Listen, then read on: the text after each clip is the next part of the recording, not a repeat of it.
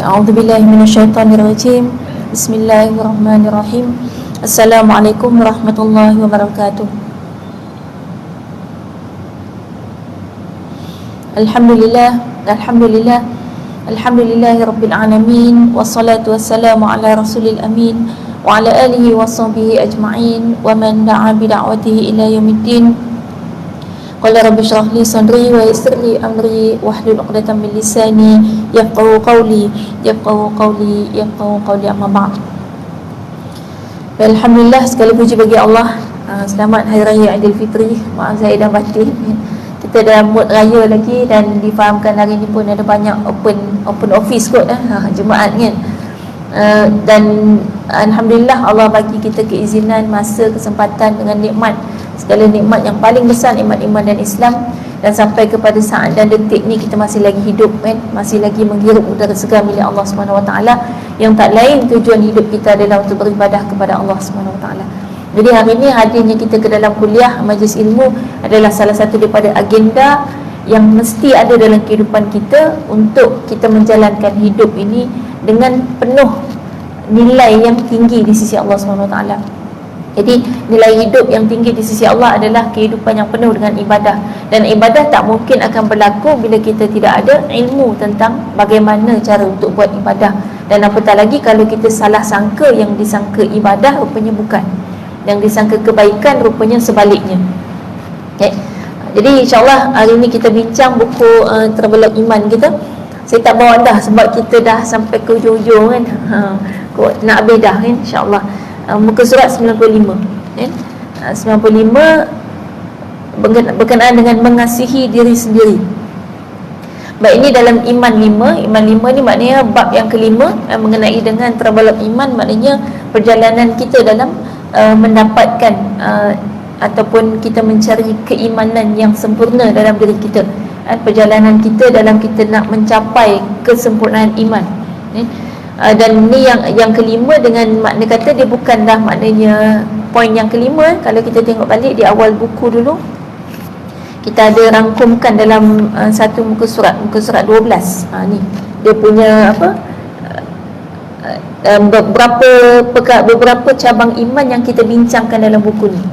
Jadi cabang iman ni ada 8 yang kita bincangkan dalam buku ni. Kalau kita tengok balik, yang pertama kalimah la ilaha illallah, yang kedua menyingkirkan gangguan di jalan, yang ketiga cinta Rasul, yang keempat malu, yang kelima tidak menyakiti jiran, yang keenam memuliakan tetamu, yang ketujuh berkata baik atau diam, yang ke-8 mengasihi saudara seperti mengasihi diri kita sendiri. Jadi kita dah sampai yang ke-8 ni. Cuma bila kita kata dah yang ke-8, yang 7 ni dah buat ke belum? Itu yang persoalan dia kan. Dia sebab kita belajar ni, kita bukan nak tahu je dah kan? Kita nak dapat kesempurnaan iman. Dan kesempurnaan iman tu bukan dengan cara tahu saja. Tahu sebagai langkah pertama, tapi nak dapat kesempurnaan iman maknanya kena buat kan? Kena laksanakan. Baik, kita bincang yang hari ni lah. Yang sebelum ni boleh muhasabah balik lah kan, diri masing-masing. Yang hari ni kita dah bincang hari tu berkenaan dengan hadis Nabi SAW yang disebut dalam Iman 5 ni adalah berkaitan dengan hadis la yu'minu ahadukum hatta yuhibba li akhihi ma yuhibbu li nafsi. Tak beriman seorang daripada kamu sehinggalah kamu mengasihi diri kamu sendiri sebagaimana kamu mengasihi saudara kamu sebagaimana kamu mengasihi diri kamu sendiri. Hadis ni kita selalu dengar kan, cuma kita nak kefahaman yang betul. Jadi cara nak faham betul, kaedah dia bukan kata baca hadis, baca makna tu faham tak. Itu bukan cara dia. Itu yang banyak orang salah faham.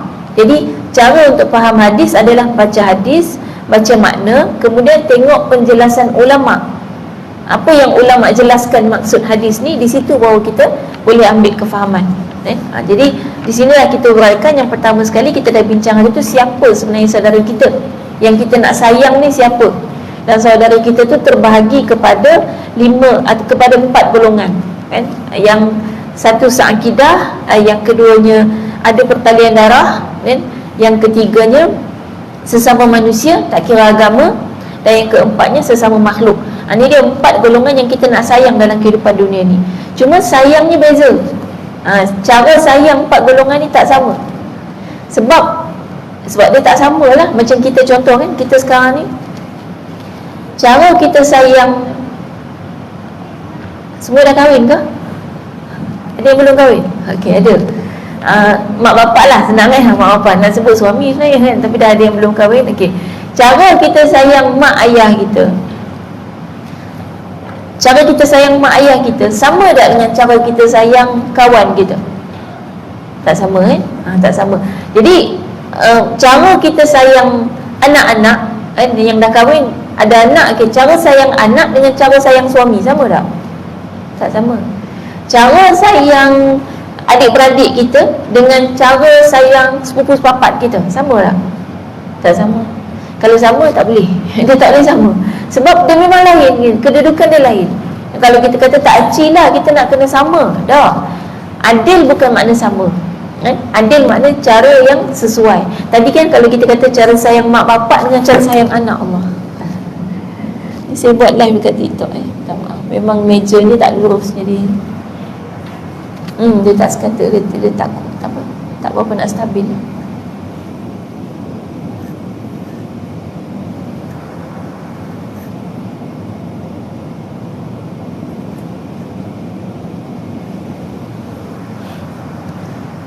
Baik. Nanti kalau jatuh-jatuh lagi, kalau lebih daripada 3 kali, kita adjust semula. Ini baru sekali. Baik. Jadi cara kita sayang mak bapak kalau sama dengan cara sayang anak-anak, salah satu pihak akan teraniaya. Sebab cara kita sayang mak bapak kita, kita tak pernah lah pula buatkan susu kan? Ataupun gendong dia kan? Kalau gendong ni maknanya mungkin keadaan tertentu kan? Ataupun tiba-tiba pok-pok dia kan, nak tidur kita tepuk-tepuk macam tepuk baby kan. Mak kita pun ni apa pula tepuk-tepuk mak ni kan. Jadi maknanya kaedah dia memang beza kan? Beza tak sama. Jadi sebab tu kita kata tadi, bila kata saudara kan, sebab kita kadang-kadang bila sebut saudara, bila kata seakidah dengan orang Islam, dengan orang kafir, dengan binatang, dengan kita kata contoh yang paling timbul isu lah, kita kata kenapa kita tak boleh sayang orang Islam dengan orang kafir dengan cara yang sama? Tak, sebab kedudukan dia beza. Bukan kata tak acik tak. Tadilah macam mak dengan anak tak boleh sayang cara sama. Sebab memang lain. Memang kedudukan dia lain. Jadi lain kat mana? Lain dekat salah satunya cara sayang orang Islam, kita kena bagi salam kalau jumpa. Tapi orang kafir tak boleh. Kan? Sebab apa tak boleh? Bukan tak boleh maknanya haram, tak. Maknanya kalimah salam tu tak ada faedah pun untuk dia. Jadi kalau tak ada faedah, maknanya kalau kita bagi juga dekat dia Assalamualaikum warahmatullahi, benda tu sama sekali tak ada faedah. Maknanya seumpama kita kata seolah-olah kalau benda tu benda yang sama, tapi kalau kita bagi kepada orang Islam, dia jadi emas. Contoh kan ada seketul batu lah katakan. Katalah ni seketul batu. Asalnya kita pegang dia batu, dia tak ada apa-apa. Batu ni campak lah mana-mana pun orang tak mau kutip. Tapi bila kita bagi kepada orang Islam, dia berubah jadi emas, berguna untuk dia. Tapi bila batu ni kita bagi pada orang kafir, dia jadi batu. Jadi orang kafir sendiri kalau tahulah nilai tu, dia akan kata kalau macam tu kami tak nak lah. Masalahnya dia tak tahu nilai dia. Dia anggap kenapa dengan orang Islam macam ni, dengan orang kafir lain tak? Sebab kita nak bagi emas juga kat orang kafir. Jadi caranya adalah kalau orang Islam kita bagi Assalamualaikum, kalau orang bukan Islam kita bagi selamat pagi, selamat petang. Sebab itu yang bernilai bagi dia kan. Dia akan rasa sangat gembira kalau dapat ucapan tu. Jadi itu makna konsep perbezaan. Saudara kita tu siapa, kita nak buat baik mengikut pada posisi dia. Okey. Ya.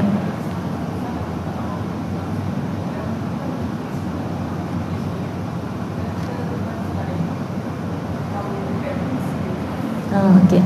Tersilap bagi salam dekat non-Muslim, nampak macam Muslim kan? Kita pun bagi salam, Assalamualaikum. Silap tak ada masalah. Silap tak ada masalah. Dan dia cuma efek dia ialah salam tu tak ada makna. Sebab salam tu doa. Jadi mendoakan orang kafir memang tak jadi apa-apa. Kita doa apa pun untuk orang kafir tak jadi apa-apa. Ini sekali lagi kan, kadang-kadang marah pula orang kan, dia kata apa pula doa orang kafir tak jadi apa-apa, tak ada faedah ke? Tak, sebab gini, ibaratnya gini katalah kita dekat Mindef ni ada staff kan, staff kemudian tiba-tiba ada offer untuk isi borang kenaikan pangkat kan, pakai ambil lah borang, kita pun ambil bagi kat kawan-kawan kita. Tiba-tiba kita bagi kat jiran rumah sebelah kita, dia bukan staff Mindef jadi dia isi borang tu, isi bagi kat kita. kita pun pergi hantar. Ada faedah tak di si orang? Tak ada, sebab dia bukan staff minda, kan? Jadi macam itulah salam tadi tu, bila kita bagi kat dia, dia cuma tak ada faedah. Doa pun sama, bila kita doakan dia tak ada faedah. Kenapa? Sebab dia bukan orang Islam. Kenapa pula tak ada faedah bila dia bukan Islam? Macam tadilah, sebab dia bukan staff minda, bagilah kenaikan pangkat macam mana pun dia takkan naik pangkat, kan? Sebab dia bukan staff, dia kena daftar dulu. Jadi kalau dia nak faedah daripada doa orang Islam, maka dia kena mendaftarlah dulu sebagai orang Islam, baru dia masuk dalam term and condition orang Islam. Orang Islam ni kan dia ada term and condition, do and don'ts, kan? Kita akan tertakluk bawah segala do and don'ts yang ada dalam Islam bila kita mendaftar dengan ucapan kalimah syahadah kita adalah seorang Muslim, kan? Itu kaedah dia. Baik, jadi itu konsep saudara. Jadi kita jelaslah, maknanya kalau kita kata nak mendoakan orang bukan Islam, boleh tak? Boleh dengan doa-doa cara manusia biasa, bukan doa yang berbentuk misalnya minta rahmat Allah, minta pengampunan Allah, yang tu tak boleh. Tapi kalau setakat nak doakan ya Allah, tak boleh ya Allah lah, kan? Kita kata saya doakan kamu murah rezeki, tu tak apa, tak ada masalah. Doa-doa yang umum gitu. Dan memang kita tahu pun mereka mengharapkan itulah harapan dia, urusan dunia. Dia nak buat apa rahmat Allah, kan? Dia pun kalau kita bagi rahmat Allah, bagi dia sebab dia tak percaya. Dia tak percaya dengan Allah, jadi apa faedahnya gitu, kan? Kalau kita kata minta pengampunan dosa daripada Allah, dia pun tak ada faedah untuk dia, kan? Jadi kita doakan yang baik-baik, misalnya moga cepat sihat, macam tu tak apa, tak ada masalah, ya. Allah bagi hidayah, hidayah boleh, sebab hidayah ni untuk orang yang belum Islam, kan, untuk dapat Islam, kita mohon supaya Allah bagi hidayah. Baik, yang itu Nabi SAW pernah buat, kan? Nabi SAW pernah mendoakan, minta kepada Allah SWT supaya salah seorang daripada dua Umar memeluk Islam. Dua Umar tu, satu Umar Al-Khattab, satu lagi Umar bin Hisham, dan itulah Abu Jahal. Jadi cuba tengok apa persamaan sifat Abu Jahal dengan Sayyidina Umar Al-Khattab. Orangnya tegas, kan? Orangnya sangat bersemangat, kuat, kan? Panah baran, kan, asalnya, kan? Ini kelebihan orang panah baran.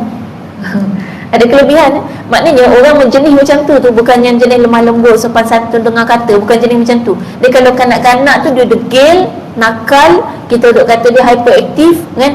Buat kerja yang menyusahkan orang, yang bawa kereta sampai 2.5 km. Tu cerdik tu, saya dah fikir budak ni cerdik gitu, kan?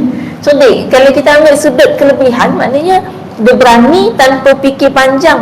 Biasa budak-budak memanglah tak fikir panjang, kan? Dia tak tahu apa akan berlaku, dia tak fikir apa akan berlaku. Tapi keberanian tu, keberanian dan bijak, maknanya selama ini dia naik kereta, dia tengok orang bawa kereta, ketajaman mata dan akal dia, kan? Itu cerdiknya, kan? Ini kadang-kadang orang fikir masalah, kan? Orang anggap budak-budak macam ni bermasalah, kan? Yang jenis kalau pergi rumah orang tak duduk diam, kan? Habis rosak barang rumah orang tu, kan? Habis dia punya anak patung tu cabut biji mata, kan? Dia punya sofa tu yang terbalik, kan? Cawan rumah dia air, kalau dia hidang air habis tumpah. Budak macam ni sebenarnya kelebihan dia macam Sayyidina Umar tu. Sehingga dilihat, Nabi SAW melihat bahawasanya Islam boleh kuat dengan adanya Umar, salah satu daripada dua Umar ni. Maknanya Islam boleh kuat dengan ada orang macam ni, dengan syarat waktu dia kanak-kanak memanglah tak tawan hala lah, sebab dia belum ada akal yang waras lagi, dia belum, sel-sel otak belum bersambung, kan? Jadi dengan syarat ketika mana kita mendidik dia, pendidikan itu akan membuatkan dia tetap menjadi orang yang tegas sesuai dengan prinsip. Jadi Sayyidina Umar, walaupun sebelum beliau Islam, beliau ni orang yang tegas dengan prinsip, cuma prinsipnya yang salah. Jadi maknanya tetap saja kaedahnya adalah kita ajak untuk seseorang tu tegas dengan prinsip dia. Memang orang degil yang boleh tegas dengan prinsip. Kalau orang yang jenis macam lalang, ikut sana ikut sini, dia susah nak tegas. Dia follow je, kan? Kena tiup. Tu yang kita masuk budaya kuning jadi kuning, kan? Masuk budaya punk jadi punk, masuk blackpink pula, kan? Nanti masuk pula colourful, masuk indigo, masuklah semua, kan? Semua budaya apa masuk, semua ditiru. Dia bukan yang macam tu, kan? Kita nak yang tegas, kan? Baik, itu berkenaan dengan mengasihi saudara kita. Jadi kita tahu siapa saudara yang kita nak kasihi. Baik, mengasihi diri sendiri pula hari ni, muka surat 95. Sebab hadis ni kan contoh tentang mengasihi orang lain sebagaimana mengasihi diri kita sendiri. Kita nak tahu macam mana cara nak mengasihi diri kita sendiri. Baik, Imam Al-Aini menyebutkan bahawa mengasihi dari segi bahasa bermaksud kecenderungan hati kepada sesuatu. Maka mengasihi diri sendiri adalah suatu kecenderungan perasaan untuk sentiasa menjaga dan merawat diri. Baik, ambil balik poin dekat sini. Apa maksud mengasihi? Maksud dia ialah kecenderungan hati kepada sesuatu. Jadi kalau kita kasih kepada seseorang, maknanya hati kita cenderung kepada dia. Kalau kita sayang kucing kita, maknanya hati kita cenderung kepada kucing tu, kan? Kalau kita sayang kawan kita, maknanya hati kita cenderung kepada dia. Itu kecenderungan hati. Baik, jadi maksudnya bila cerita mengasihi diri sendiri, maknanya adalah kecenderungan hati kita untuk sentiasa menjaga dan merawat diri kita. Itu maksud mengasihi diri. Ini definisi ya. Definisi ni penting untuk kita faham. Selalu bila orang sebut sayangilah diri kamu, bayang apa? Kita mula reka sendiri kan. Sayang diri sendiri maknanya ada banyak definisi orang buat, masing-masing dengan edisi masing-masing. Orang yang suka makan, dia katalah sayang diri ni maknanya makanlah sekenyang-kenyangnya. Sebab kita punya hobi makan, jadi kena makan kenyang-kenyang lah. Kalau tidak, kalau kita duduk tahan lapar, maknanya tak sayang diri. Itu kata dia, sebab dia suka makan. Baik, orang yang suka fashion pula, dia kata sayang diri maknanya pakai je lah baju lawa-lawa, jangok lah, make up lah, se-make-up-make-upnya, makeover kan. Kenapa? Sebab saya sayang diri saya sendiri gitu, kan. Jadi bila sayang diri sendiri, kita kena buat dia apa yang kita suka kan. Ada banyak kan orang mendefinisikan sayang diri. Kita pula sayang diri maknanya kita buat apa? Apa yang kita buat untuk sayang diri? Ada lagi orang suka tidur. Dia tidur je. Kenapa? Saya sayang diri saya sendiri kan? Sebab tu saya tidur. Lepas tu kata, kenapa tak nak buat kerja-kerja ni? Kerja-kerja ni kerja bahaya. Saya sayang diri saya kan? Saya tak nak buat kerja-kerja bahaya. Nanti kalau cedera susah.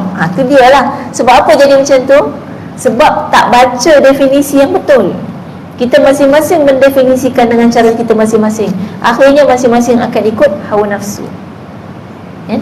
Ada pula yang hidup sesuka hati, kan? Bila dia nak tidur, nak makan, nak pergi shopping, nak sembang, nak main handphone, nak buat apa-apa, semua ikut suka hati. Bila tanya kenapa ni buat macam ni ikut suka hati? Sebab saya sayangkan diri saya. Saya nak diri saya bebas daripada apa-apa kekangan, biar dia bebas tanpa batasan. Jadi akhirnya kita pun melakukan benda-benda yang kita suka, sesuka hati kita. Itu definisi yang silap ketika mana kita tak melihat apa sebenarnya dimaksudkan dengan mengasihi diri kita. Jadi di sini ulama jelaskan, mengasihi diri maknanya satu kecenderungan perasaan kita nak jaga dan rawat diri kita. Jadi kalau konsep dia jaga dan rawat diri, maknanya akan out lah, terkeluar lah tadi isu yang makan tak berhenti. Pasal memudaratkan kan. Lepas tu ada lagi orang yang pakai pakaian ikut suka hati, fashion, makeover, makeup semua ada, pun memudaratkan diri di akhirat dan bahkan di dunia juga. Sebab sebenarnya orang yang selalu makeup sangat ni kan, kulit dia rosak kan. Kulit rosak, kita tanya yang duduk masuk TV yang makeup tiap-tiap hari tu kan, dia kena rawat kulit teruk. Sebab kulit dia rosak bila kena bahan kimia terlalu banyak.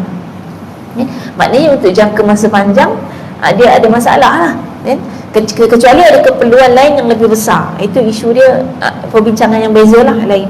Dan tertolak juga orang yang suka tidur. Sebab kita tahu tidur terlalu banyak merosakkan badan kita. Manusia ni bukan dicipta untuk tidur. Kalau nak tidur banyak, kena bertukar. Jangan jadi manusia, jadi beruang kutub. Beruang kutub boleh 6 bulan tidur pun dia tak ada masalah. Masa salji tu kan, masa musim sejuk dia berhibernasi. Masa tu dia tidur je dan dia tak sakit. Sebab Allah dah cipta dia dah, memang dia untuk tidur. Ataupun jadi panda pun okey dah. Panda dia tak payah kerja keras sangat kan. Panda ni kerja dia main, tidur. Memang tu je kerja dia, main dengan tidur.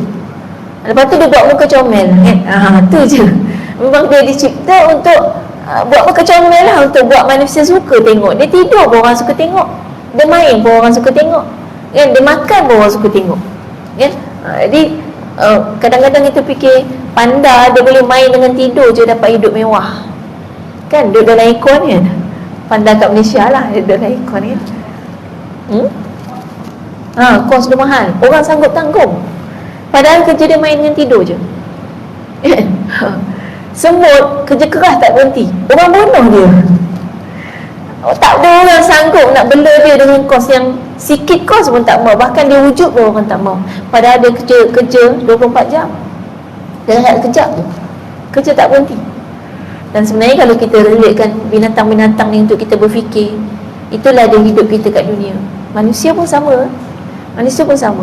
Ada orang yang memang kerja dia buat muka comel je, income dia banyak, kan? Hari ni lagi lah zaman media sosial, main TikTok tu dia jual muka je.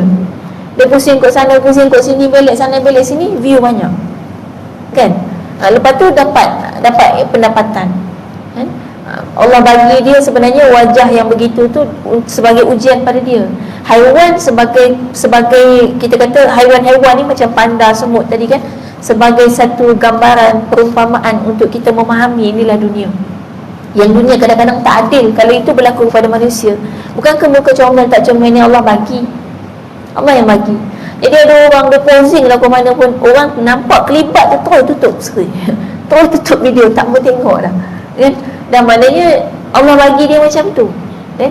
Jadi orang macam ni kadang kena kerja keras untuk dapatkan pendapatan. Ini ada yang ada satu orang kata apa ya, wawancara lah, dia cerita kan, dia kata apa yang dia sebagai lelaki dia pernah fikirkan satu perkara di barat sana kan. Dia kata orang lelaki ni kalau nak cari duit dia kena pandai cari duit lah kan, kena kerja keras. Tapi dia kata dia melihat depan mata dia di sana orang perempuan makin bodoh makin banyak duit kan, sebab kat sana dia jual diri dia lah kan, tapi lelaki tak dapat. Jadi maksudnya itulah dunia gitu.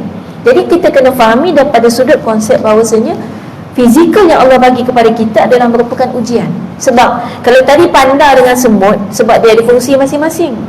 Tapi kalau kita manusia, ada yang comel tak comel, fungsi kita sama, tugas tanggungjawab kita sama.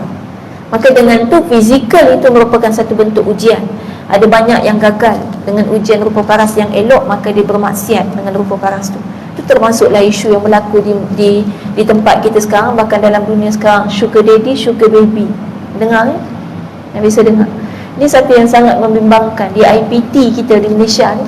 Anak-anak dara, mahasiswi tu, dan kita nampak elok, pakai tudung macam baik, elok je akhlak, rupanya sugar baby.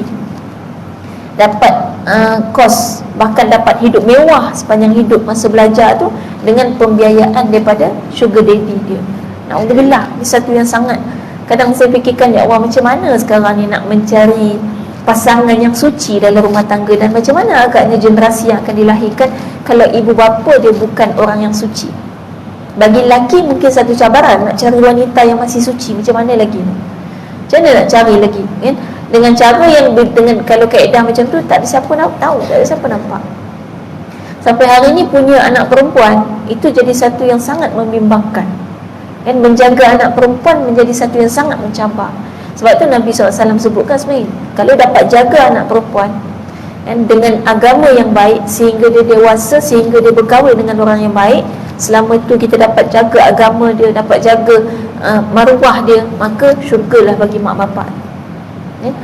Jadi kenapa anak lelaki tak? Sebab jaga anak lelaki, dia susahnya fizikal. Susah sebab anak lelaki nakal, langkah panjang, kejap-kejap hilang, kan? Susah ke fizikal. Tapi jaga anak perempuan susah perasaan, susah hati, susah fikiran, kan? Lagi susah, kan? Dan kita pula sebagai anak perempuan, alangkah bertuahnya kita kalau kita berjaya menjaga maruah diri kita, jaga agama dalam diri kita, sehingga kita menjadi asbab mak bapak kita ke syurga. Agak-agaknya kalaulah kita jadi sebab mak bapak kita ke syurga, tiba-tiba mak bapak kita nak masuk syurga dengan sebab kita, kemudian kita pula tiba-tiba tak dapat masuk syurga. Mungkin ke macam tu? Dan tentu mak bapak kita akan kata, aku masuk syurga sebab anak perempuan aku ni buat aku berjaya masuk syurga. Takkan anak perempuan aku tak boleh masuk syurga? dan pasti kita pun akan dapat. Kalau kita tak pergi sendiri, mak bapak kita akan tarik aku masuk syurga sebab anak aku ni pandai jaga diri dia. Itu kelebihan. Maknanya zaman sekarang lebih susah lagi. Sampai ada satu quote yang kata zaman sekarang betapa susahnya nak mencari seorang wanita yang betul-betul kita katakan suci tersembunyi, kan? Yang dulu kita panggil gadis sunti, kan? Sekarang susah, kan? Nak cari. Banyak yang tergedik-gedik depan kamera tu, yang melompat, menari. Sebab tu kita kena selingkan juga dengan kebaikan-kebaikan. Selangkan juga video-video seumpama tu. Malu kita kadang-kadang, sebagai wanita kadang dia tak sedar. Dia ingat dia biasa je lah melompat, menari, berjoget, macam tak ada apa-apa. Dia tak tahu bagaimana Allah mencipta perbezaan pada pemikiran dan pandangan mata lelaki dan wanita. Dia tak tahu, kan? Mudah-mudahan Allah bagi hidayah kepada kita semua. Baik, itu konsep menjaga. Jadi kita nak jaga diri kita, kita nak rawat diri kita untuk kebaikan jangka masa panjang. Baik, tengok pada perenggan yang kedua, kalimah nafs. Yang digunakan dalam hadis ini membawa maksud jiwa atau diri seseorang. Apabila perkataan nafs digunakan, maka ia merangkumi kedua-dua unsur yang terdapat pada diri manusia, iaitu roh dan jasad. Al-Quran menyebut perkataan nafs di beberapa tempat dengan menggambarkan ia sebagai jasad, dan ada ketikanya sebagai roh manusia yang telah berpisah dari jasad. Baik, nafs ni kalau tengok balik hadis, kita tengok balik hadis dia muka surat 91.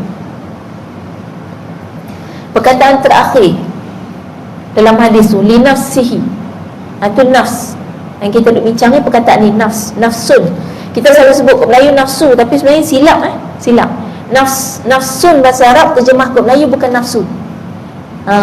Nafsun bahasa Arab terjemah kat Melayu jiwa. Nafsu bahasa Melayu terjemah kat Arab syahwat. Syahwat kat Arab terjemah kat Melayu hawa nafsu. Ada tu perkataan sama tapi makna beza. Mungkin sebab penggunaan kita lah, kan? Kita selalu bayangkan kalau nafsu maknanya keinginan-keinginan yang tak baik, kan? Itu kita sebut nafsu. Tapi nafsu bahasa Arab, ya ayuhan nafsu mutmainnah, nafsu yang Allah sebut tu, itu adalah jiwa. Jiwa ni apa dia? Jiwa ni kalau kita biasa dengar berita, misalnya berita aksiden, kan, dia akan sebut kemalangan ini melibatkan dua jiwa. Dia tak kata dua orang, kan? Kalau perasan, kalau tak perasan balik dengar berita. Dia akan sebut jiwa. Itu maksud jiwa, jiwa raga, Baik, tengok balik jiwa, nafs, muka surat 95 tadi. Perkataan nafs dalam hadis ni digunakan, maksud dia adalah jiwa atau diri seseorang. Jadi perkataan nafs ni merangkumi kedua-dua unsur yang ada pada diri kita, iaitu roh dan juga jasad. Itu jiwa. Jadi dia mesti roh dan jasad. Maknanya ketika mana terpisah salah satu, maka dia bukan lagi jiwa. Sebab tu bila kata kemalangan melibatkan dua jiwa, baru dia merangkumi jasad dan roh. Yang namanya manusia, dia mesti combine jasad dengan roh. Kalau salah satu hilang, dia bukan manusia. Ini kita selalu sebut, kan, dari awal dulu. Maknanya kalau kita sekarang ni ada jasad saja, tak ada roh, jadi apa? Mayat. Mayat ada jasad tak ada roh, dia bukan manusia. Kita tak panggil manusia. Orang tak kata jom kita pergi solatkan manusia. Orang kata kita pergi solatkan jenazah, kan, jasad, kan? Kita solatkan jenazah tu hanya jasad saja, kan? Dia mayat lah kalau dia tak ada roh. Ataupun kadang-kadang boleh jadi juga kita belum jadi mayat lagi, tapi roh dah hilang. Tu waktu kita lena, tinggal jasad je, roh kita tak duduk sekali. Sebab roh ni dia ada fungsi. Kalau roh berfungsi, maknanya kita boleh mendengar, kita boleh melihat, organ anggota badan, deria kita semuanya berfungsi. Itu makna roh ada dalam badan. Tapi kalau tak berfungsi, makna roh tak ada. Contoh tak fungsi, mata celek tapi roh tak berfungsi, kan? Dia duduk, kan, mata celek ni, duduk elok je. Orang panggil Kak PA, tak dengar. Kak PA, tak dengar. Kak PA, tak dengar juga. Kak PA, ketuk meja baru dia dengar. Maknanya roh tak berfungsi. Pergi mana roh dia? Balik kampung, kan, balik rumah. Badan dia pejabat, roh balik rumah dah, kan? Itu maknanya tak bersatu roh dengan jasad, masa tu kita bukan manusia. Habis nak panggil apa dah? Nak panggil mayat pun bukan kan? Nak panggil tak, panggil lah apa-apa kan. Tapi dia tetaplah masih ada nama kan, sebab dia masih manusia. Cuma waktu tu dia bukan manusia. Lepas tu kadang saya suka sebutkan, saya nak mengajar kuliah yang depan saya semua manusia. Kalau ada yang bukan manusia, cepat-cepat bertukar jadi manusia. Sebab memang manusia sini, cuma kadang-kadang berubah jadi bukan manusia bila roh keluar, balik rumah ke, ataupun memang pergi alam roh, jasad masih ada di sini. Yang jin-jin tak apalah, dia duduk juga, dengar juga. Tapi tak apa, ini kuliah khas muslimat, manusia. Baik, itu kalau roh terpisah daripada jasad kita. Baik, kalau roh sahaja tak ada jasad, jadi apa? Hantu. Hantu, dia tak ada jasad dah. Dia dah keluar daripada jasad dia. Kadang-kadang orang mati kan, misalnya orang mati, tiba-tiba roh dia balik kan, tu kita panggil hantu lah kan?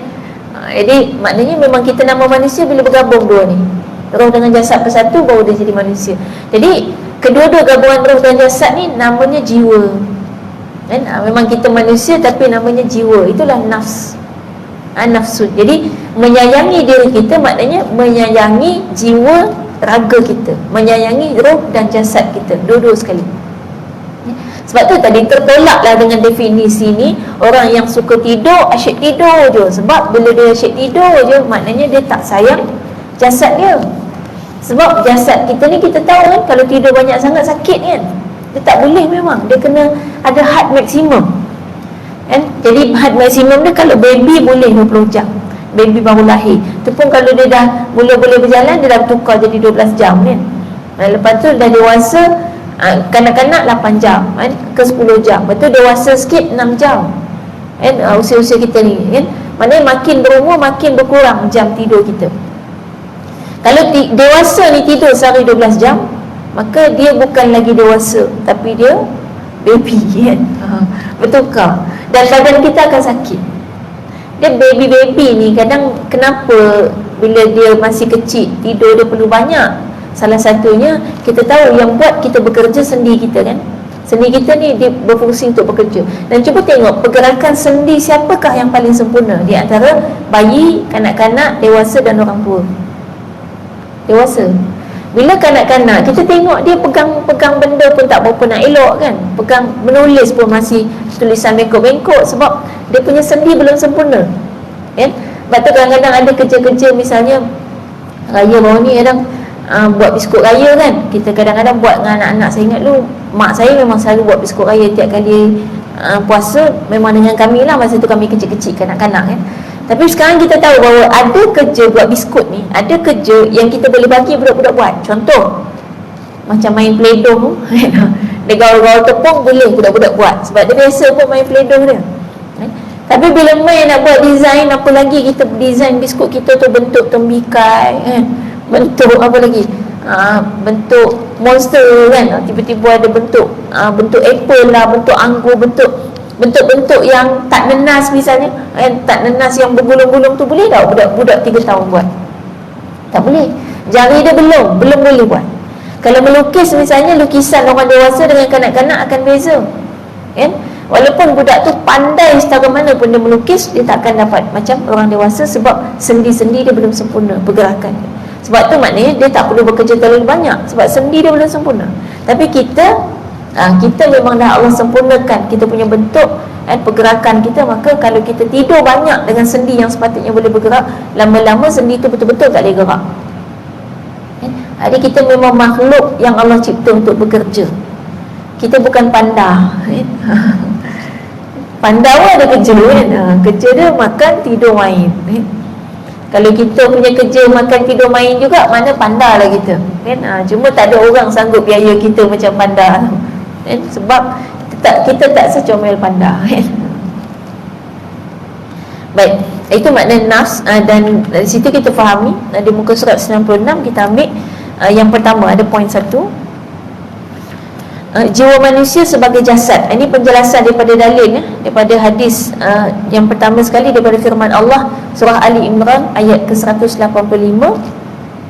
Allah sebutkan a'udzubillahi minasyaitonirrajim, kullu nafsin dha'iqatul maut. Setiap-tiap yang bernyawa akan merasai mati.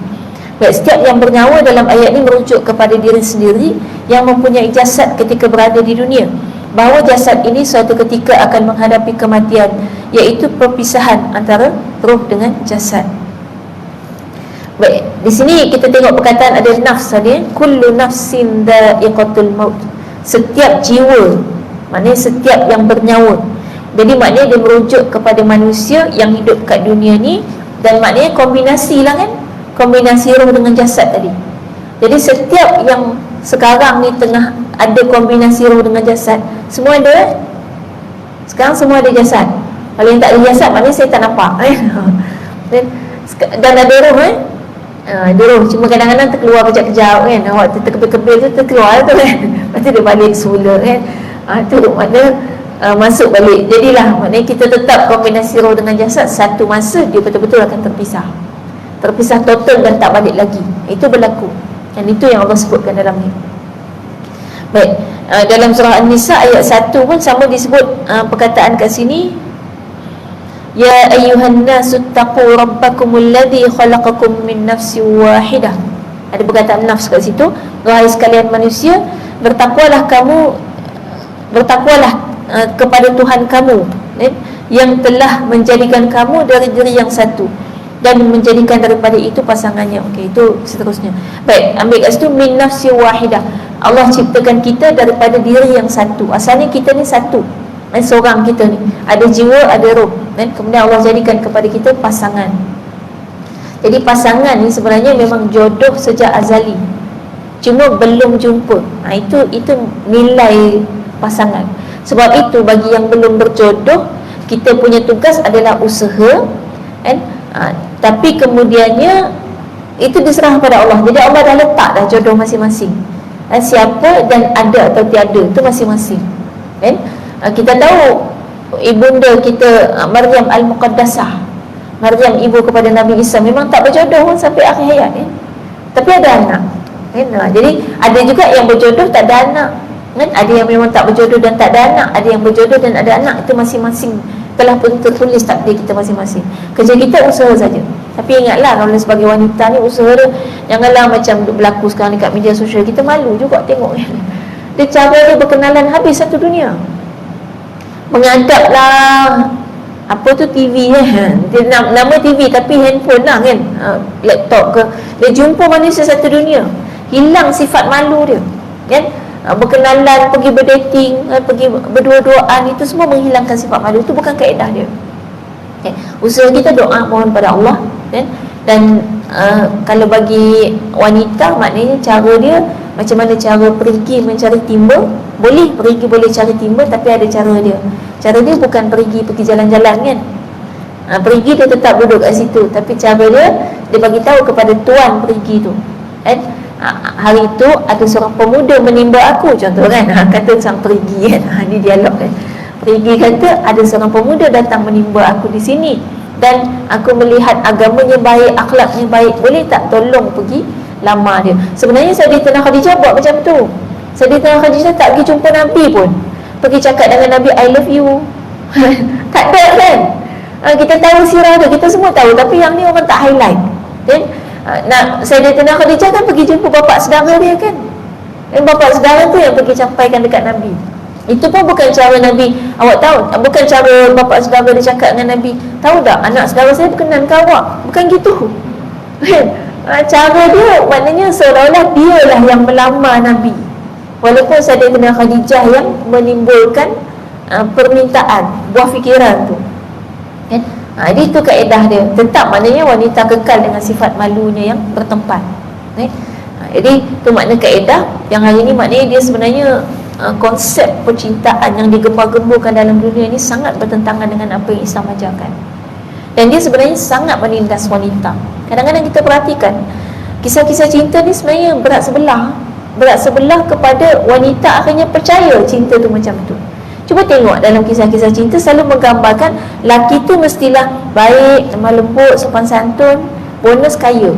Lepas tu ada lelaki yang hodoh pun tak apa, beast pun okey, tapi perempuan mesti beauty. Maknanya benda tu sebenarnya secara tak langsung menipu pemikiran kita. Tak apa, beast pun tak apa, berok pun tak apa, kan, muka penuh bulu tak apa, kan. Dan mentalitinya perempuan tak boleh, memang kena cantik, kan? Dan kemudian pemikirannya, oh laki ni mesti lemah lembut, sopan santun, pandai buat ayat, kan, pandai pujuk kita, kan. Kisah cinta tu yang akhirnya jadi mahu untuk bercinta tu sebab macam tu. Padahal yang pandai mengayat tu lepas kahwin, dia mengayat perempuan lain pula. Suami-suami yang setia dengan seorang isteri tu tak pandai mengayat pun kadang. Tu yang isteri stres. Pasal apa tak jadi macam zaman bercinta dulu? Pasal apa tak macam dalam TV? Sebab hakikatnya memang kadang-kadang kalau terlalu pandai mengayat, bila dia dah bosan mengayat seorang isteri, dia pergi ayat kawan sekerja dia, kawan pejabat dia. Sebab dia memang ada kemahiran tu. Dia akan sangat stres kalau tak dapat keluar ayat. Dia carilah orang-orang untuk dia keluar ayat. Habis tak tahu siapa, dia pergi masuk media sosial, mengayat pula. Perempuan pula percaya dengan kisah cinta bahawa orang lelaki yang pandai mengayat tu, itulah yang akan buat kita bahagia. Itu sebenarnya dia berat sebelah kalau tengok. Kesian daripada saya tengok, kesian orang perempuan kalau kita percaya dengan kisah-kisah cinta macam tu. Sampai kita anggap misalnya orang lelaki yang tak kontak langsung, lepas bertunang tak kontak langsung, kita marah, kata dia tak take care, yang tak care dengan kita. Dia buat tak tahu padahal apa dia buat waktu dia tak kontak kita? Dia bekerja. Dan maknanya kalau dia tak kontak, kadang-kadang itu gambaran bahawasanya bila berkahwin nanti, dia tak adalah nak kontak-kontak perempuan-perempuan mana yang bukan mahram dia. Tapi ni bukan guideline mutlak. Sebab kadang-kadang ada juga dia tak kontak tu, nanti lepas kahwin tak kontak juga bini dia. Ada juga. Dia tak mutlak. Cuma kita kata situasinya boleh jadi begini begitu gitu kan. Jadi yang penting adalah intinya dia bertanggungjawab. Dan tanggungjawab itu tidak ditunjukkan dalam zaman percintaan. Orang yang bertanggungjawab bukan orang yang rajin bagi bunga tiap-tiap hari, kan? Sifat tanggungjawab itu bukan ditunjukkan pada perlakuan perbuatan dia, rajin calling, rajin tanya dah makan ke belum. Tak, bukan itu. Sifat tanggungjawab tu lebih kepada diri dia sendiri, macam mana dia nak bekerja, berfikir untuk memberikan kebaikan dan menafkahi keluarga dia. Baik. Kemudian muka surat 97, ada lagi perkataan wala taqtulun nafsal lati haramallahu illa bilhaq. Dan janganlah kamu membunuh diri seseorang manusia yang diharamkan oleh Allah membunuhnya kecuali dengan alasan yang benar. Baik, perkataan nafs kat situ, wala taqtulun nafsa, jangan kamu bunuh jiwa manusia, jangan kamu bunuh diri manusia, yang manusia tu ada gabungan roh dan jasad. Dia nak cerita apa dia nafs ni, maksud nafs tadi. Baik, yang kedua, roh manusia yang telah terpisah dari jasad. Dalam firman Allah surah Ibrahim ayat 51, A'udzubillahi minasyaitonirrajim, liyajziyallahu kulla nafsin ma kasabat innallaha sari'ul hisab. Keluarnya manusia dari kubur masing-masing itu ialah kerana Allah akan membalas tiap-tiap jiwa akan apa yang dia telah usahakan. Sesungguhnya Allah Maha cepat hitungan hisabnya. Ini maknanya nak menggambarkan roh yang telah pun terpisah daripada jasad. Jadi kadang-kadang perkataan jiwa ni juga merujuk kepada kita manusia yang asalnya dulu pernah combine roh dengan jasad, kemudiannya berpisah roh dengan jasad. Jadi maknanya ni cerita dia, nanti kita keluar daripada kubur. Tujuan keluar daripada kubur tu apa? Bukan untuk jadi roh gentayangan. Bukan untuk jadi hantu, tak. Itu cerita hantu. Tak ada istilah roh keluar dari kubur saja-saja nak menakut-nakutkan orang yang pernah kita sakit hati dengan dia dulu. Tak ada. Itu cerita hantu, jangan percaya. Itu kita hamak siap-siap. Sebab tu perkataan hantu tak ada dalam bahasa Arab. Tak ada bahasa Arab hantu. Dan kita peliknya, hantu ni setiap negara lain-lain. Hantu tempat kita pakai baju lain kan. Kalau orang putih pakai blazer kan, kalau Cina pakai cheongsam kan. Dan cara nak bagi dia mati lain-lain pula kan. Kalau hantu Cina tempek dahi dia kan. Tak apa tulisan tu, tempek dahi dia, berhenti dia kan. Kalau yang pakai blazer tu tunjuk batang salib kan. Lepas tu kalau orang putih mai dekat tempat kita jumpa yang pocong tu, dia nak cakap apa? Dia nak baca bismillah ke? Dia tak betul kan? Ayat kursi dia tak betul. Habis maknanya pocong berjaya lah menyerang dia kalau gitu. Itu kan pelik tu. Jadi sebenarnya hantu sedunia ni sama. Orang kata tak wujud, dia wujud pada definisi tapi dengan perkataan yang berbeza. Jadi dalam Islam dia ada sebenarnya, yang kita kedok kata hantu tu benda yang tak nampak kan, kita kata hantu. Dalam bahasa Arab, dalam Islam kita ada makhluk yang tak nampak ni, makhluk gaib ni namanya jin ataupun roh. Kan memang ada roh manusia yang tak diterima bumi tu, memang ada kan, bertebaran. Tapi dia tak ada ceritanya orang mati, dia masuk kubur, lepas tu dia bangkit semula untuk balas dendam. Balas dendam kepada orang yang dulu bunuh dia. Tak ada, yang tu tak ada istilah tu. Sebab apa jadi cerita hantu tu bayang macam tu? Sebab yang buat cerita tu manusia. Cuba yang buat cerita tu hantu, dia takkan buat macam tu. Kenapa cerita tu bila manusia yang buat dia jadi macam tu? Sebab kita ni selalu membayangkan hidup ke alam mana pun semua macam manusia. Tu masalah dia. Padahal kalau dah hidup dalam alam roh, dia tak hidup cara kita dah. Cara fikir dia lain, cara bernafas dia lain, cara bergerak dia lain, makanan dia pun lain. Dia dah tak kebulak dah nak makan makanan dunia ni. Yang duk cerita hantu makan darah, darah tu masih makanan dunia. Dia bukan makanan dia dah masa tu. Makanan dia dah lain. Macam kita dalam rahim ibu kita dulu kan, kalau bagi kat tiba-tiba mak kita hidang kan, ni baby, mak bagi burger sebiji, makanlah. Burger special edition ni. Baby tu tengok, bukan setakat tak selera, tengok apa benda ni mak. Kalau lah dia boleh cakap kan, dia tak kenal pun tu apa benda ni, tak masuk dalam fikiran dan tak ada keinginan sama sekali. Sebab alam dia lain. Sampai dalam kubur, alam kita lain. Jadi sama termasuk di alam itu kita punya fikiran bukan lagi tentang nak balas dendam. Macam kita dalam rahim ibu kita dulu, pernah tak kita berfikir macam mana nak dapat income? Ada baby dalam perut dah siap fikir dah, kalkulat dah. Aku ni keluar je aku nak kerja dah. Dan nak jadi TikToker lah lepas ni kan. Keluar je pun. Sekarang kan boleh kan, baby-baby banyak tu TikToker, YouTuber kan. Mak dia lah yang buat kan, rupak dia buat kan. Baby tu tak kalkulat daripada dalam perut. Sebab apa? Sebab dalam perut bukan itu fikirannya. Dan apa yang dia fikir, wallahualam. Tapi ada cara berfikir yang berbeza pada setiap alam. Jadi kita kat dunia ni memanglah kita fikir sakit hati, kita fikir nak balas dendam, kita rasa macam kalau lah orang tu rasa apa yang aku rasa, baru dia tahu. Itu fikiran kita kan? Nak bagi dia rasa apa yang kita rasa. Tapi lepas kita mati, kita tak fikir dah. Sebab itulah kalau kadang-kadang orang suka gurau kan, kalau misal kata kita ada kereta, bila kita mati, kereta yang mahal-mahal kita beli tu, suami kita naik dengan bini baru, sakit hati tak? Kita kata sakit hati kalau kita masih hidup kat dunia. Kalau dah mati tak sakit hati dah. Betul. Kalau faham konsep ni, saya biasa cakap dengan suami saya kata kereta yang dulu lah dah accident lah kereta tu. Tapi masa naik kereta tu saya pernah cakap, kereta ni nanti kalau saya mati, nak naik kereta ni dengan bini baru boleh, tapi makwa baru tak boleh. Kenapa tak boleh? Sebab kalau dengan bini baru maknanya ibadah.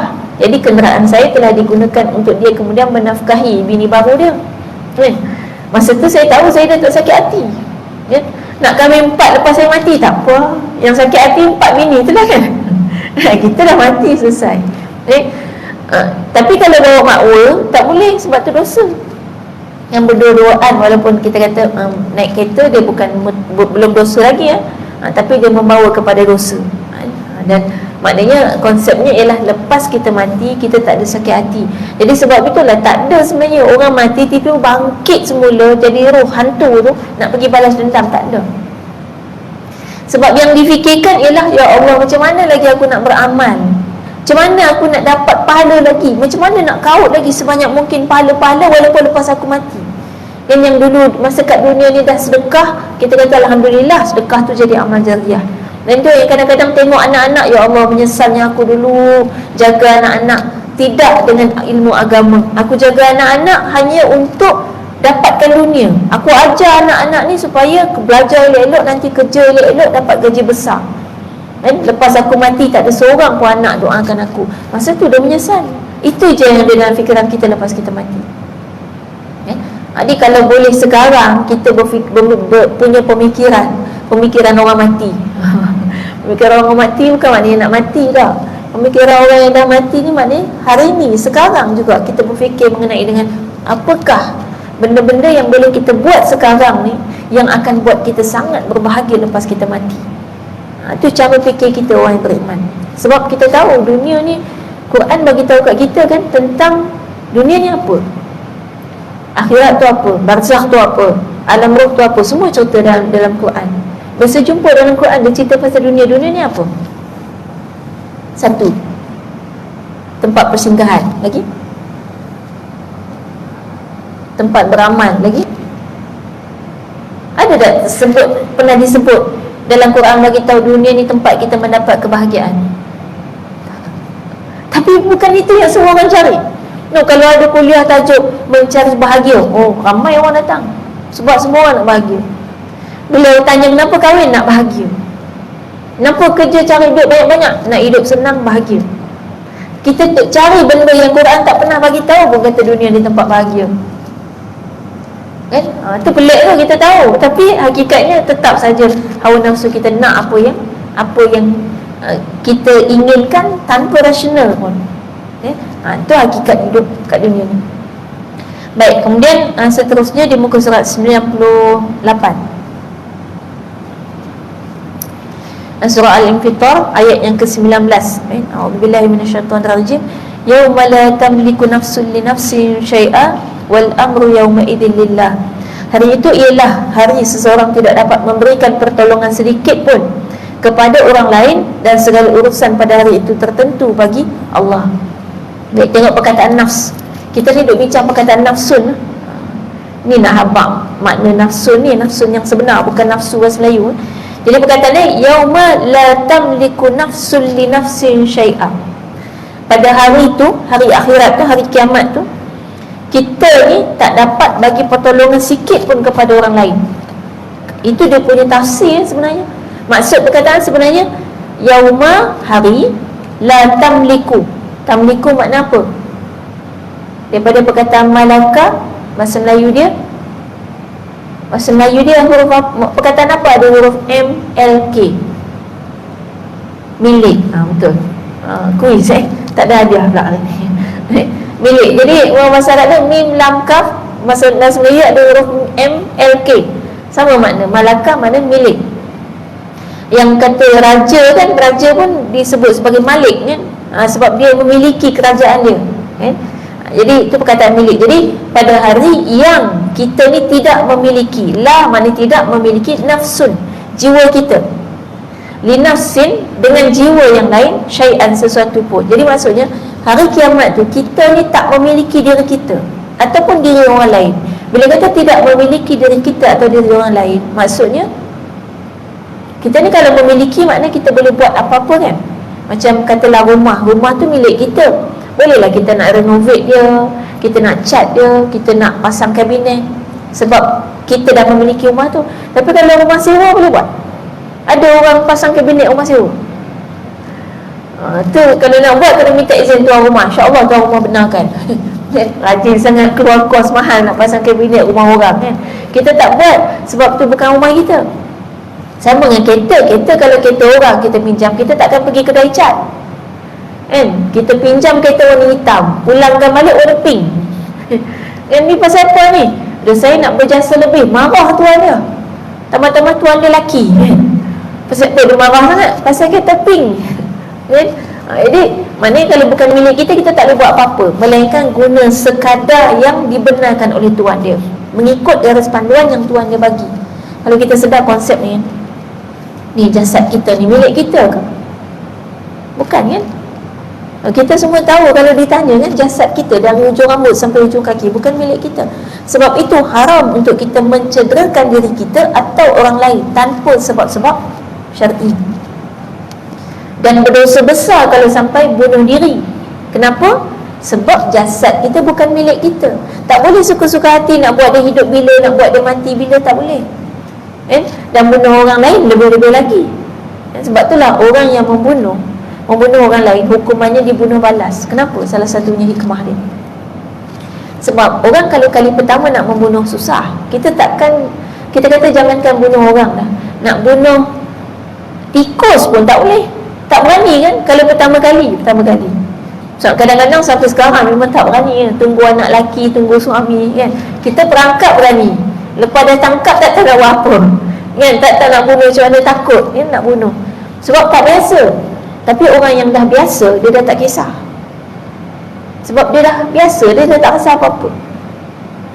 Tu yang misalnya orang yang nak belajar sembelih kan, kali pertama terpusing sana terpelengok sini pisau dia tu kan, nak suruh bunuh burung je pun, sembelih burung je kan. Biasa kali pertama khusus sembelihan kan pakai burung kan, ataupun ayam kan, besar sikit ayam. Biasa ikut burung ke ayam? Ayam. Ayam. Orang tak biasa bagi kali pertama kambing kan. Kambing sekali silat sembelih habis bankrupt kita kan, 1000 lebih tu. Jadi orang bagi ayam ataupun burung yang kecil-kecil je kan. Jadi maknanya kita kata kali pertama takut tak? Pernah ikut kali pertama, boleh kata selama je dengan penuh confident, bismillah, Allahu akbar. Itu orang dah 10 kali sembelih. Orang tak ada dah. Jadi orang perempuan ni memang, orang kata sembelih ni biasa kerja lelaki kan. Cuma kalau kursus tu elok lah, sekadar kita ada pengetahuan, emergency kita boleh buat.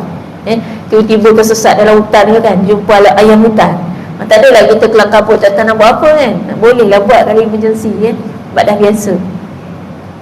Dia kadang-kadang tak confident. Sebab confident tu yang susah tu, nak putus urat tu kan. Dia kalau habis tak confident tapi keadaan memaksa, potong terus kan. Jadi confirm putus. Dia bila tak putus habis tu, yang tak confirm tu putus ke tidak. Tapi kalau contoh ayam, burung kita boleh sebut lah nak potong terus. Kalau lembu memang tak boleh kan. Memang kita kena potong setakat tu je, sebab atas dia dah tulang kan, dah tak boleh potong dengan pisau. Baik, itu maknanya kali pertama memang akan susah. Tapi kalau orang kerja kat pasar yang tiap-tiap hari sembelih ayam, dia sembelih ayam kadang tak pandang pun ayam tu kan, potong macam tu je, laju. Sebab dah biasa. Manusia pun sama. Kalau dia kali pertama nak membunuh, satu yang sangat fobia, ketakutan, kalau tak sengaja kan, ketakutan dan sebagainya. Tapi sekali dia dah terbiasa, dia akan mudah untuk bunuh lagi. Dan itu satu yang sangat berbahaya. Membunuh seorang manusia sama dengan membunuh manusia seluruhnya. Itu nilai manusia, walaupun manusia itu bukan siapa-siapa. Ini yang tak ada nilainya pada musuh-musuh Islam, yang mereka tu kadang-kadang mengebom orang. Dia bom orang macam tak ada apa-apa kan. Sebab dia rasa manusia-manusia semua tak ada nilai, dia je yang ada nilai ya? Sebab tu mengebom ni sebenarnya kaedah yang tidak dibenarkan selagi tidak ada keadaan yang mendesak. Sebab dia yang mati tu kita tak tahu siapa kan? Nasib dia yang ada kat situ kena kan? Kalau dalam Islam memang kita punya kaedah jihad dalam Islam, memang pakai pedang yang kita tahu siapa orang depan kita. Pedang panah kita tahu siapa yang jadi sasaran. Kalau bom tak tahu, tiba-tiba ada baby lalu kat situ, tak tahu siapa. Baik, itu maknanya memiliki. Jadi pada hari itu nak bagi tahu tak ada siapa pun boleh minta tolong pada siapa pun. Itu cerita tentang keadaan kiamat. Kita tak boleh tolong siapa pun. Sayang macam mana pun kita dengan anak kita, kita takkan boleh tolong dia. Dan cerita kiamat ni sampai tahap kelang kabutnya kita, sampai ibu yang sedang menyusukan anak boleh terlepas. Dan dia tak perasan anak dia terlepas, dia tak ingat pun ada baby yang tengah menyusu. Dan ibu yang sedang hamil boleh terkeluar anak dia tanpa dia sedar dia telah melahirkan anak dia. Nak bayangkan kelang kabutnya suasana masa tu. Yang kita fikir hanya amal kita saja. Itu cara fikir yang beza. Kat dunia ada tak mak tengah menyusu, tengok TV sampai lupa ada anak tengah menyusu, dia pun bangun pergi toilet, lupa baby tergolek. Tak biasa berlaku kan. Tu kalau ada, maknanya mak tu tengah bengong lah tu kan, dan tak normal. Dan kalau normal dia takkan ingat, dia takkan berlaku lah macam tu, takkan sampai terlupa kan? Itu beza dia keadaan suasana kita sekarang dengan keadaan pada hari kiamat. Baik, dalam ayat lain surah Al-Fajr ayat 27 kan, ya ayyuhan nafsul mutmainnah, wahai jiwa yang sentiasa tenang. Allah panggil jiwa, maknanya pada masa tu kita lah manusia kan? Ayat-ayat ini menyebut perkataan nafs merujuk kepada jiwa manusia ketika di padang mahsyar dan alam akhirat yang sudah terpisah dari jasadnya di dunia. Justru hadis ini menggesa agar hadis ni merujuk kepada hadis tajuk ni. Hadis tajuk ni menggesa agar semua mukmin mencintai dan mengasihi dirinya, sama ada jasad maupun rohnya. Seorang mukmin tidak akan mengabaikan salah satu daripada kedua-duanya sepanjang hidup, kerana mengasihi diri sendiri merupakan suatu tuntutan dalam agama. Baik, jadi kita fahami daripada ayat-ayat tadi bahawasanya kita ni wajib menyayangi diri kita dengan konsep sayang roh dan jasad, dua-dua sekali. Dia tak boleh salah satu. Baik, muka surat 99 ada panggil apa tu? Jadual, rajah. Ni kaedah untuk menyayangi diri kita sendiri. Apa dia yang kita kena buat? Tadi dua sudut mengasihi jasad, mengasihi roh. Baik, mengasihi jasad dengan kaedah yang pertama, jaga makanan kita. Yang kedua, urus pakaian kita. Dan yang ketiga, mengatur tempat tinggal kita. Kemudian mengasihi roh maknanya melaksanakan ibadah dan kemudian menunaikan tugas sebagai khalifah. Baik, ini nak kena jelaskan huraian lah. Maknanya jaga makanan ni bukan makan yang manja. Jaga makanan termasuk yang pertama kuantiti, yang kedua kualiti. Itu dua benda yang kita kena jaga pada makanan kita. Baik, kuantiti makanan tidak boleh melampau dan tidak boleh juga terlalu sikit. Ada orang dia nak diet sampai tak makan. Diet ni, kalau orang yang biasa ikut diet dia ada sistem kan. Dia tak boleh main tak makan, tak boleh. Kalau tak makannya badan kita rosak. Badan kita ni bukan mesin yang kalau tak masuk barang dia tak proses. Dia bukan gitu. Badan kita ni ada memori. Dia boleh ingat benda yang dibuat pada dia, dan itu akan bagi kesan jangka masa panjang. Sebab tu dia kena pakai sistem. Ini kena tanya dietitian lah. Saya kalau tahu pun sekadar ilmu gitu-gitulah kan. Baik, itu dari segi kuantiti. Tak boleh terlampau sikit. Sebab biasa anak-anak muda ni kan, sikit-sikit saya tak makan lah. Kenapa? Diet. Diet asyik tak makan yang manjang. Bahayanya apa? Bila sampai tak makan, nanti sampai satu usia badan kita dah simpan memori. Kita ni makan sikit, jadi memori dia, metabolisme akan turun automatik. Tiba-tiba sampai satu umur, kita makan normal, jadi gemuk. Gemuk yang luar biasa walaupun kita tak makan banyak.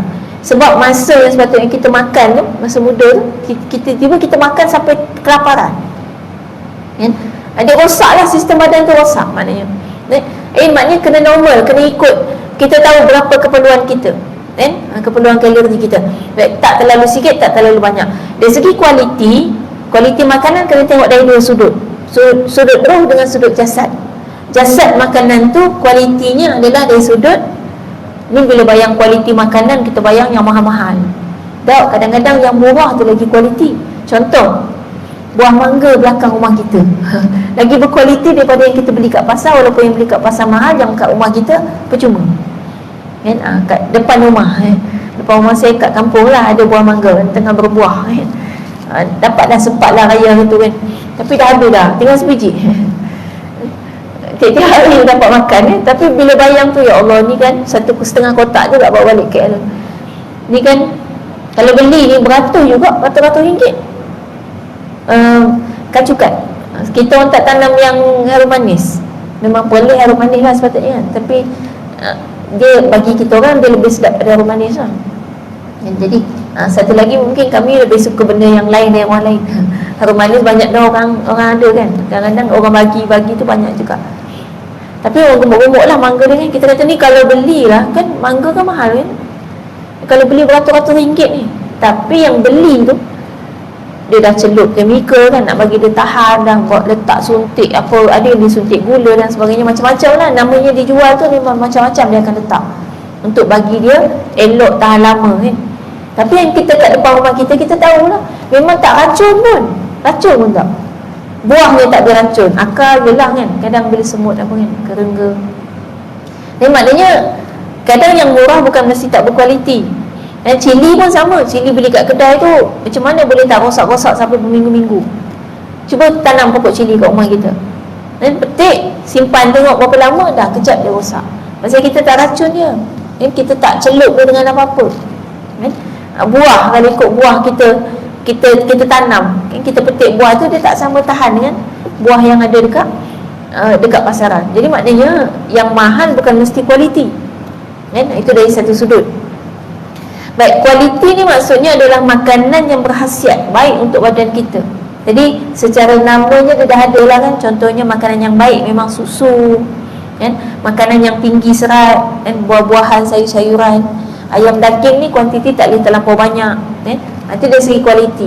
Yang confirm tak berkualiti, cekedih-cekedih jajan-jajan tu kan, yang penuh dengan Ajinomoto, pewarna, perisa, pengawet kan?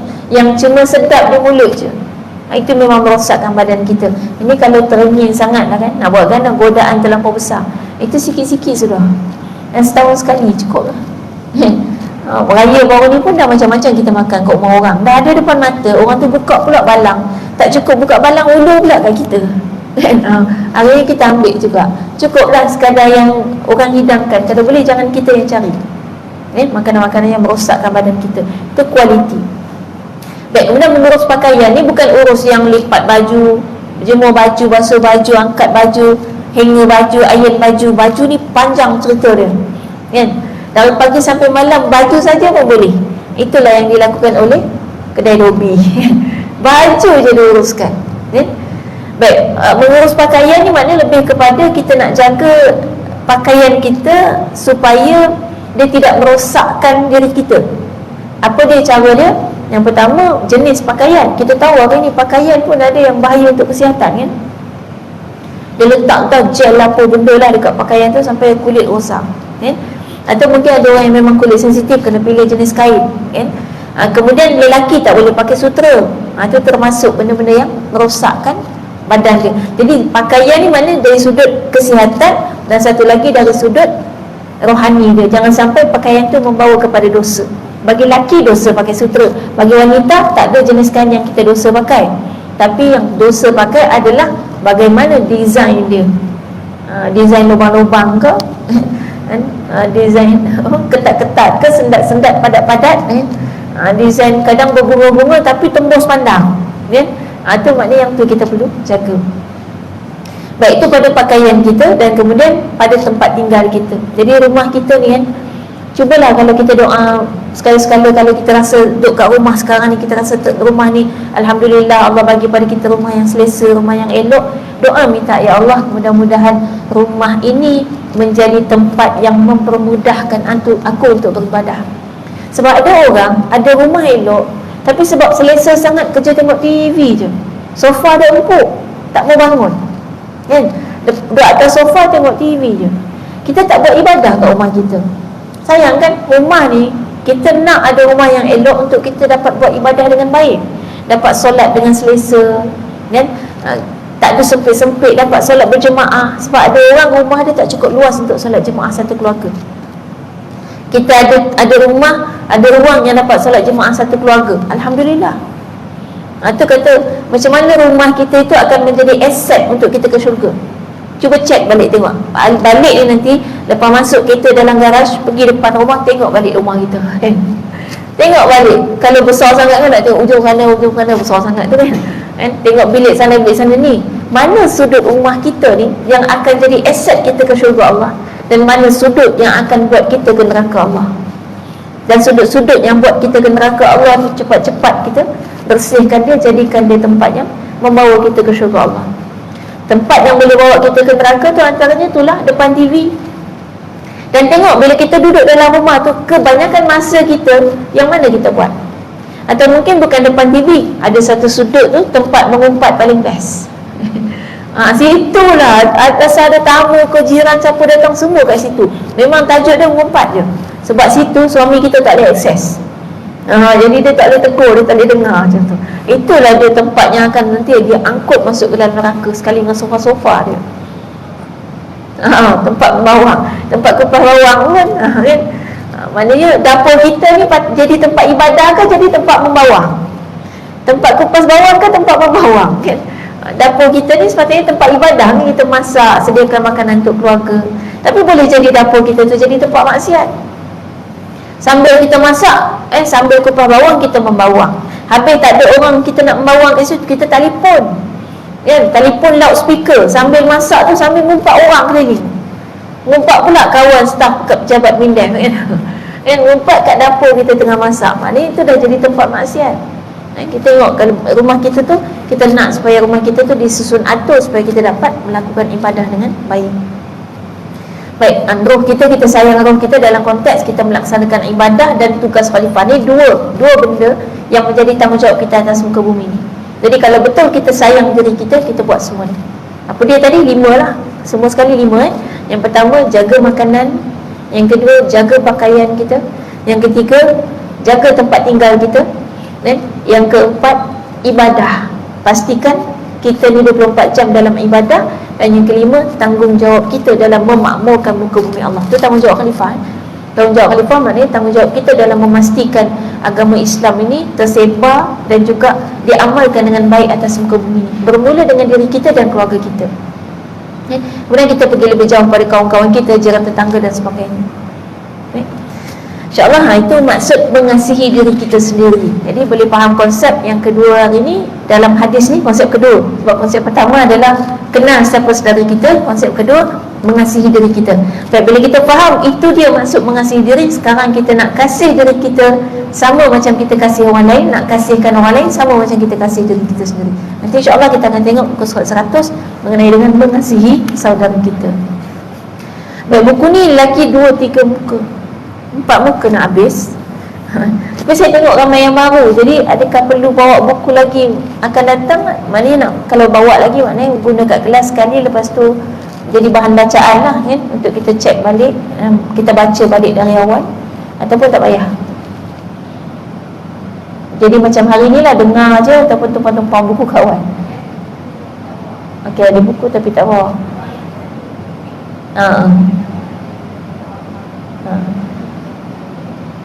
Oh, ada lagi. Yang tu ada lagi. Tapi letak kat surau. Maknanya ada yang boleh guna lah untuk tengok. Maknanya kalau ada yang nak beli untuk bacaan sendiri kat rumah, ada tak yang nak? Okey, kalau tak ada tak apa. Saya tak bawa dah lah, sebab memang tinggal 4 muka surat ni, insyaAllah. Mudah-mudahan ada kebaikan untuk kita semua. Dan mudah-mudahan nanti kita ambil kepada subtopik yang terakhir, kita akan mendapatkan kunci macam mana cara nak sayang saudara kita sebagaimana sayang diri kita sendiri, dengan kaedah sebagaimana yang ditetapkan ataupun sebagaimana yang dikehendaki oleh Allah Subhanahu Wa Taala. Wallahu a'lam. Aqulu qouli hadza wa astaghfirullah li wa lakum. Wassalamualaikum warahmatullahi wabarakatuh. Kita tutup dengan tasbih kafarah dan suratul As. Astaghfirullah. الذين